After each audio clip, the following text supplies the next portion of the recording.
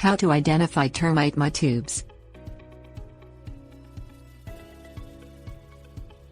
Termites use tubes made out of mud to travel back and forth from their colony to the structure they are invading. Termites feed on wood. Their saliva is capable of breaking down hard woods into nutrients. This is why they do so much damage once they take to colonizing in your home. Identifying termite tubes is easy when you know what you are looking for. If you can verify that you have a termite problem, professionals can help you rid your home of these nasty pests. Examine the foundation walls, support beams and visible joists of your home for long tubes of earth.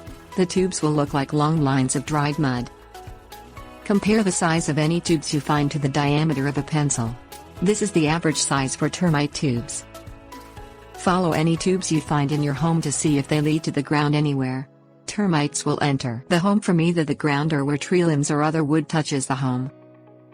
Break apart one of the tubes to examine its contents. If it is filled with small, white-colored bugs, it is an active termite tube. Tips. Warnings. Termite tubes can be empty even if the colony is still active. Have a professional examine any possible infestation.